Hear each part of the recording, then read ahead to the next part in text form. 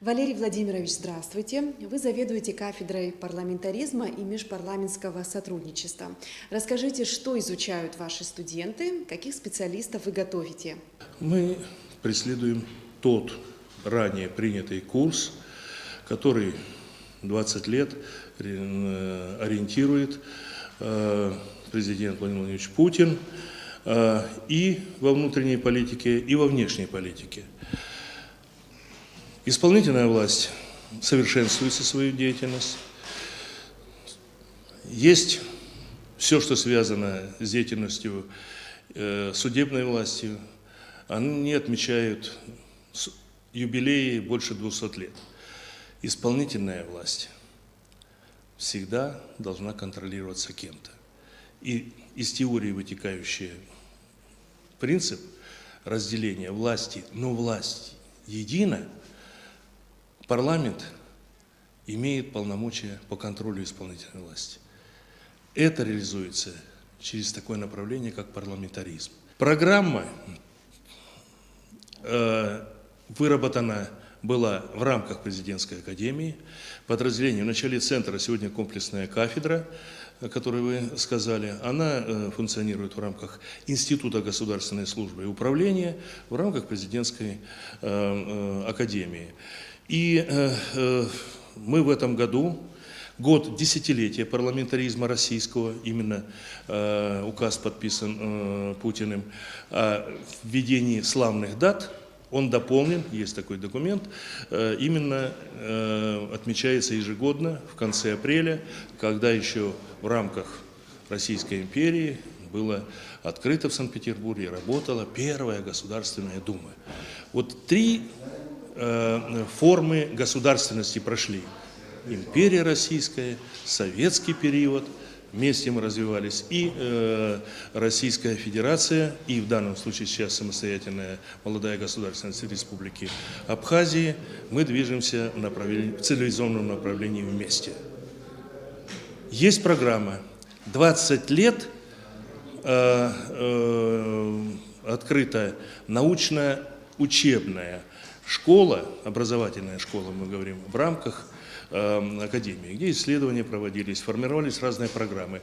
Последние 10 лет мы реализуем магистерскую программу, комплексную по подготовке именно и аппаратчиков представительной ветви власти, и избранных депутатов, ну а также тот, кто хотел бы себя попробовать в публичной сфере деятельности. Это молодое поколение и предпринимателей, бизнесменов, которым уже тесные рамки, а с другой стороны, они уже имеют практику, скажем, связанную, естественно, с совершенствованием работы, ну, скажем, в сфере бизнеса, а тонкости именно в практике познаются, как же надо менять, дополнять законодательство, как вносить коррективы в нормативные документы. И очень нужно сказать, те, кто приходит на учебу, очень толковые ребята, девушки, в основном контингент, скажем, от 25 до 32-35 лет идет на обучение. Есть и старше, есть и старше. Причем есть и кандидаты наук, есть и разных уровней депутаты. Но хотел бы здесь отметить, находясь здесь в служебной командировке сейчас в парламенте, 10 лет прямое творческое сотрудничество идет с парламентом Абхазии, где регулярно, ежегодно или парламентарии, избранные, работающие в аппарате, здесь уже выпускники, есть кто завершает, есть кто на первом, на втором курсе. Приятно, что вот это развивается направление. Но не только депутатское, но и те, кто работает в исполнительной ветви власти, особенно занят нормотворчеством. Таких выпускников только нашей кафедрой подготовлено за 50 человек за эти годы. А по другим направлениям, Также есть контакты, изучаются.